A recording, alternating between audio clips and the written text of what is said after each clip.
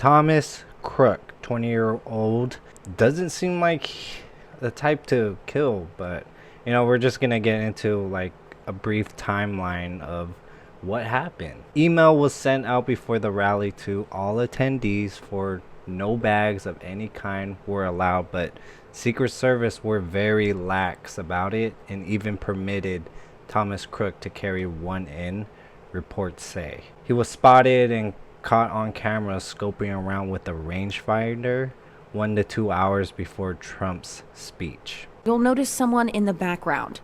The timestamp is 5:06, and the video appears to show 20-year-old Thomas Crooks lurking near a building just past the secure parameters of the event itself.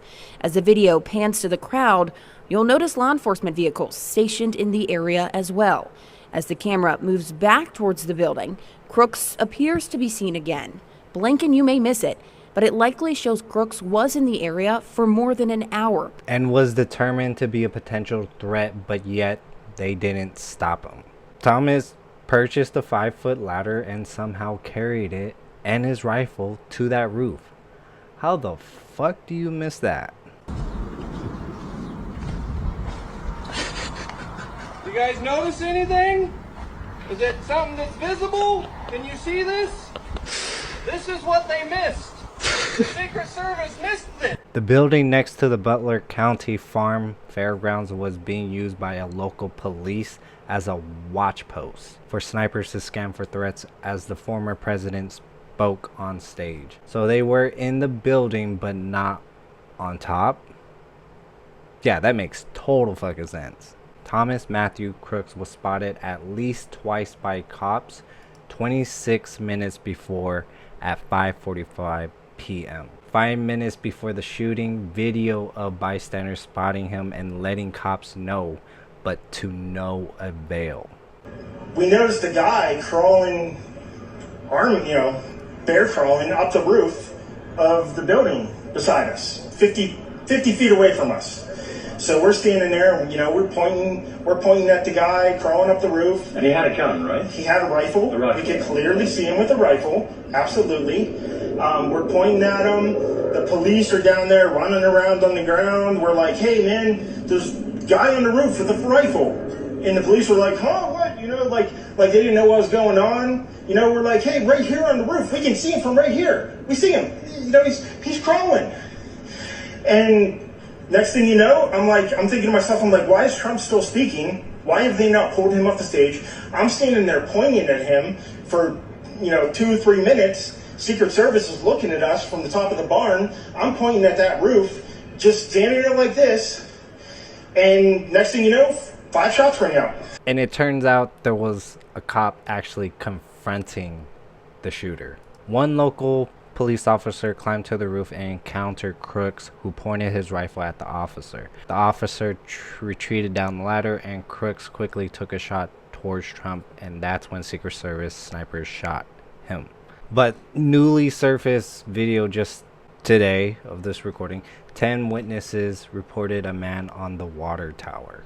This dark figure at the very top here, as President Trump is speaking, right before the shots are fired, and then this person right after, about 4 seconds after the shots are fired, steps out. You can listen to the ducks out of the view.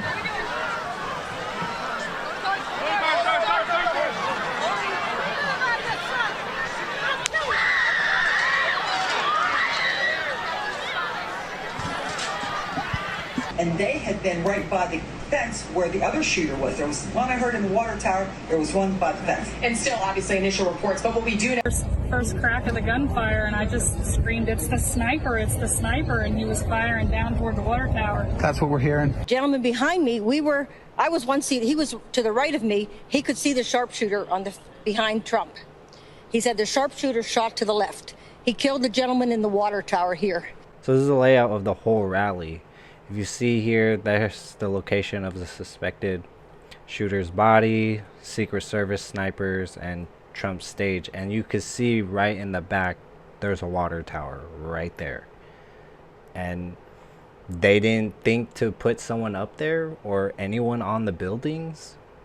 Dude, this is a failure of the Secret Service to actually put people put bodies on top of those buildings to secure the whole area.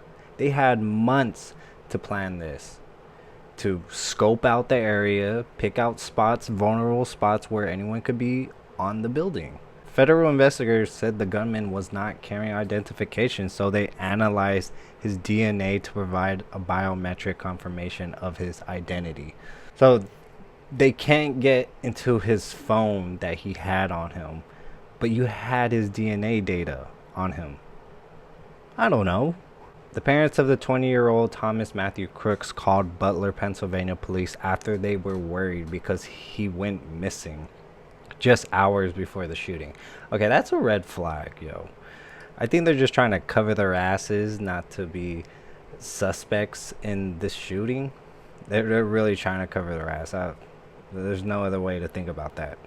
Your thoughts about that, though? Crooks' father told CNN that he was still trying to understand what the hell was going on and would reserve comment until I talked to law enforcement. Again, covering their asses. Talk to law enforcement, try to get their story straight. That's pretty much a red flag. In addition, the shooter's firearm was purchased by his father legally. Okay. Crooks' parents are both mental health counselors or behavioral psychologists. Wow, that's a red flag. So this kid had to be on something like antidepressants or SSRIs, something mentally that's going on with him. The parents know. Someone in that realm knows. The uncle of Thomas haven't seen the family in years. Another red flag. The brother of the father never seen them for years. No gatherings, anything. Like, I don't think he mentioned any problems in their families, so that's a red flag. I don't know, but that seems pretty sus to me. Most definitely an inside job. When you have DHS rejecting beefed up security and Mayorkas, who's in charge of that department, head of security service Kimberly Cheeto saying reason for not putting men on the roof because of a slope. That building in particular has a sloped roof at its highest point. And so, you know, there's a safety factor that would be considered there, that we wouldn't want to put somebody up on a sloped roof. And so, you know, the decision was made to secure the building from inside. And Biden calling to put a bullseye on Trump? I have one job, and that's to beat Donald Trump. I'm absolutely certain I'm the person to be able to do that. So we're done talking about the debate. It's time to put Trump in the bullseye. Whoa. That's crazy. Defensive snipers having to wait for confirmation to shoot the shooter? They had sights on the guy. A couple of months old, and if you want to really see something to say, take a look at what happened. Now they take shots at him. This makes me think, was this a stand down order? Like, there is no other way to think this was a Secret Service failure. They knew there was a threat hours before, minutes before. They have communication, people. Someone was behind this. And then you have corporate media downplaying the whole thing. Like, the fuck? 5 pictures coming out of Butler, Pennsylvania, where some loud noises were heard. We don't know exactly what they were yet. The Secret Service rushed him off stage after these loud noises. He was talking to a crowd.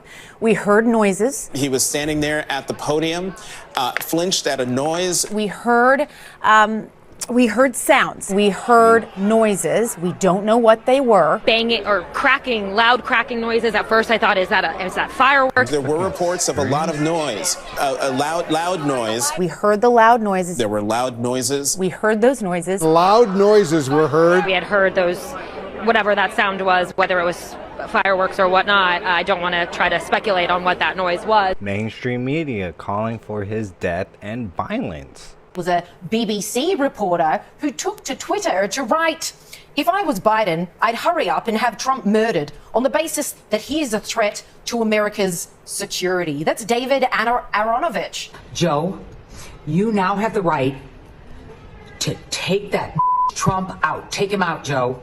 If he was Hitler and this was 1940, you'd take him out. Well, he is Hitler and this is 1940. Take him the out. I think that Joe Biden should officially have Donald Trump killed off And that would solve this problem of him being too stupid to run our country for 4 more years. I said, no. I said, if we were in high school, I'd take him behind the gym and beat the hell out of him. I will go and take Trump out tonight.